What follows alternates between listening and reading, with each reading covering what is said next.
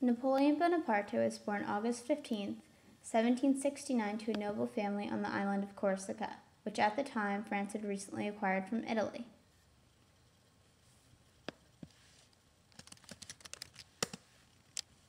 Napoleon attended military school in France, where he had an outstanding academic performance. He moved on to be an artillery officer during the French Revolution. At the rebellion at Toulon in 1793, the citizens revolted with the assistance of the British. Napoleon helped the convention regain control of Toulon. He decided to place his artillery on a hill, and he shot down at the British ships in the harbor. He succeeded in retaking the city. This was his first step on the ladder of success. Napoleon's second step on the ladder of success was saving the Directory in 1795. The people of Paris were rioting, so Napoleon ordered his troops to fire at the mob. He saved the Directory. In 1796, Napoleon married his first wife, Josephine. She had lots of connections, and through her connections and his reputation, he is put in charge of an entire army.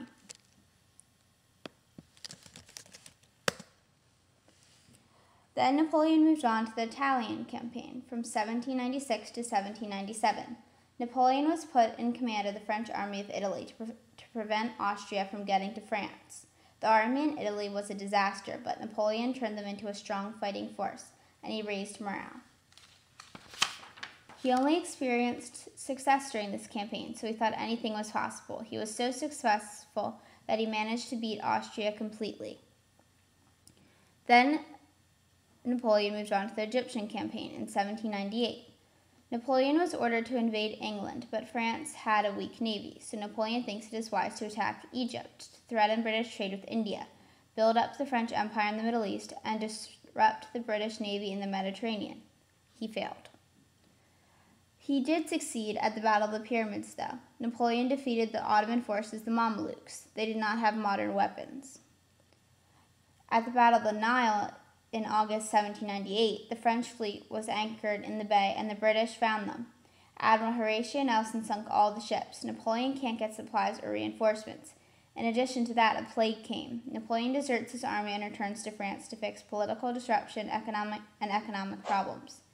People are in need of a savior, and Napoleon needs to act now if he wants to join the group of people planning to overthrow the Directory. In addition to this war in Egypt, the Second Coalition begins while he was in Egypt.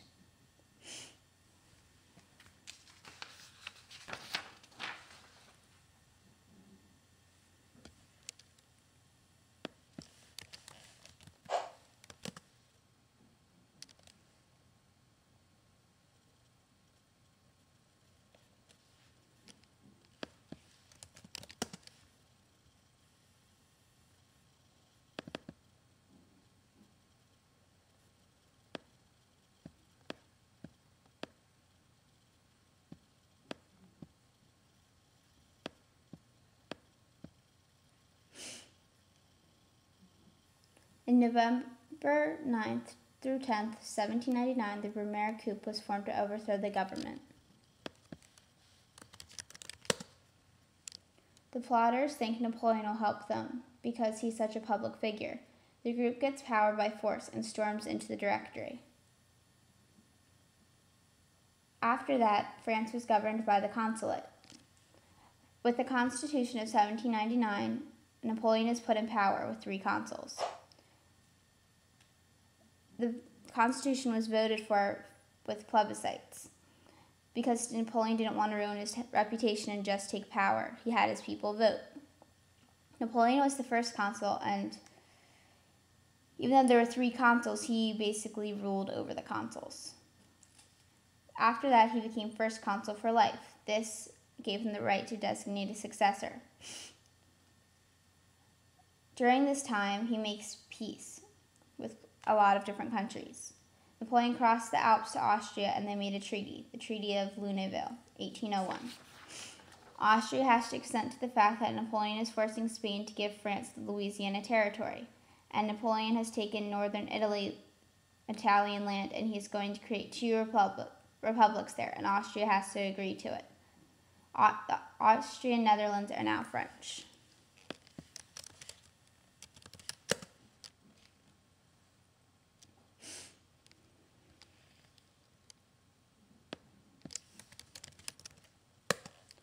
Napoleon also makes peace with Britain. They make the Treaty of Amiens in 1802. This will be the first time in 20 years that there is no war in Europe. It gives them time to concentrate on fixing problems in France.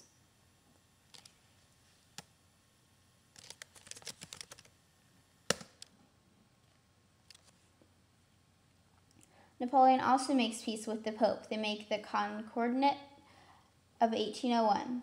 This agreement says that top clergy will be nominated by the French government, and the Pope will approve them. The clergy will be paid by the state. The Church will not get back lands lost in the Revolution. Napoleon acknowledges that the Pope is ruler of the Papal States. The Pope wanted Napoleon to say that Roman Catholicism was the official religion. Napoleon was religiously tolerant. Napoleon agrees to saying that Catholicism was the religion that was the most common amongst the French people. Napoleon also makes reforms in France. He creates the Bank of France to fix inflation. He centralized the government, which made for a better government. It was easier to collect taxes. He also creates a system of meritocracy, where you can rise or get a job based on your skills and hard work. This was basically his life story. He started from a small noble family on an island to becoming the consulate of France. He also improved the education system. He wanted everyone to get a good education because that's how he got ahead. He wanted better people in the government, and he figured he'd get that by having better educated people. He created really good high schools and got good teachers who were paid well, and the teachers recruited good students. It wasn't a public high school, but there was lots of scholarships. Thought it was important for girls to get an education too, but it wasn't the same as the boys. They were trained to be good wives. Created the University of France, which was a national school board. They were in charge of regulating education across the country to make sure it met a certain standard. Kids from the South would get the same education of kids from the North. He also created the Civil Code, also known as the Napoleonic Code.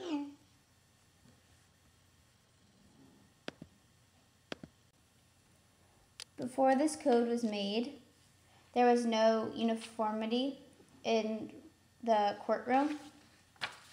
The judges decided the punishment case per case, and the rules sometimes changed based on class or what area of France you were from.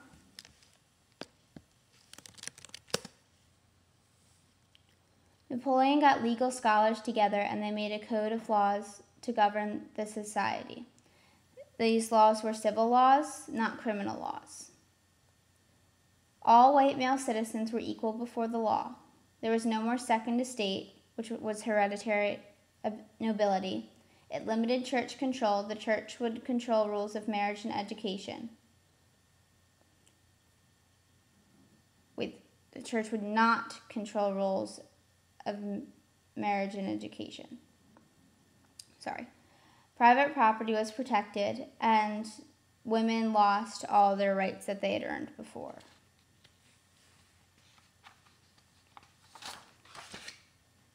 He also created censorship, so he could control what is in the newspapers. Many newspapers have to shut down, and no newspapers can say anything bad about him. He tells the newspapers what to write. He didn't want any political opposition to him. In 1804, Napoleon became emperor. He had a plebiscite, then a ceremony at Notre Dame. The Pope was in attendance, but Napoleon crowned himself because he did not want to appear like he owned his crown to the Pope. Napoleon created a new world policy to create an empire in the Americas.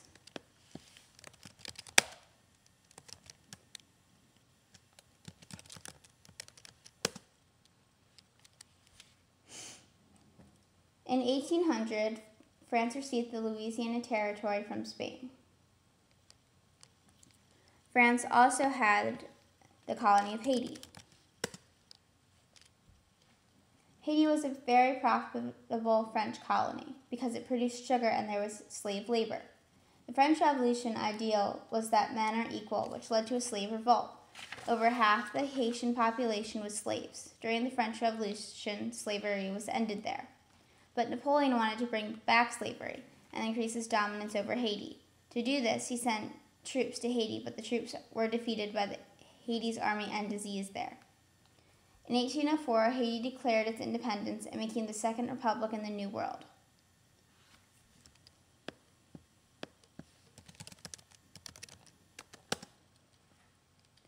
After the French army went to Haiti, they were going to go to Louisiana and make sure that they had control there. But since they were defeated, France gave up on Louisiana and sold it to the U.S. for $15 million.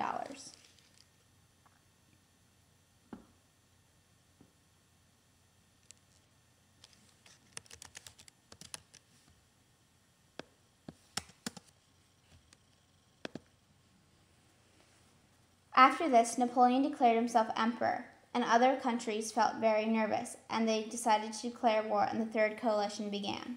Britain, Austria, and Russia were against France. France really wanted to defeat Britain, but since Britain's navy was so superior to theirs, he went to Austria. The Battle of Austerlitz, December 2nd, 1805, began. It was also known as the Battle of the Three Emperors, Napoleon versus the Austrian Emperor and the Russian Tsar. Napoleon uses a new kind of warfare called lightning warfare, blitzkrieg. He goes across the continent and takes them by surprise. He wins. Since he defeated two armies, he is free to control things in German politics. He created the Confederation of the Rhine in 1806. This joined most of the German states together. But the Prussians and Russians did not react well to this, and they declared war.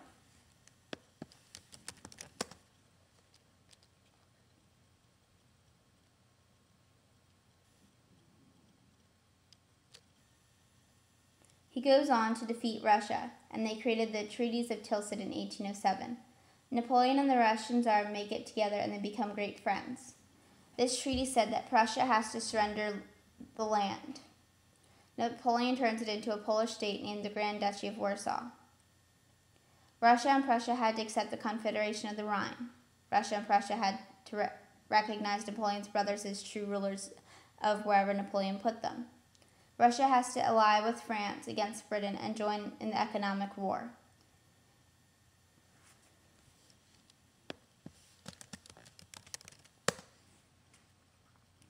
In 1805, Napoleon loses to Britain in the Battle of Trafalgar. The British were led under Admiral Nelson. Nelson uses a new strategy where ships can only shoot when sideways. The ships were vulnerable for a few minutes, but then they were driven straight through French lines. Nelson dies, but he is remembered as a hero. By 1807 to 1812, Napoleon has a grand empire. It is made up of France and lands that have been annexed to France, states that he has created or where he has put his brothers, and where he has alliances. In 1810, he married Marie Louise Habsburg. She is daughter of the Emperor of Austria. The Habsburgs were an ancient royal family, and their family has been on different crowns for many centuries. He believes that by marrying her, his heir will be more legitimate, and since he's at peace with Austria at the moment, he thought it would be a very good political move.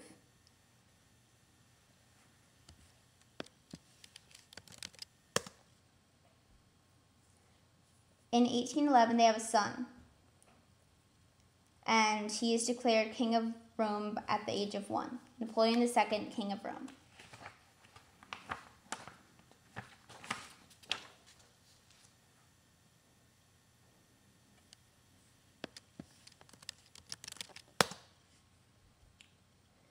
After this, Napoleon's downfall began. It began with the continental system. This system was declared on November 1806.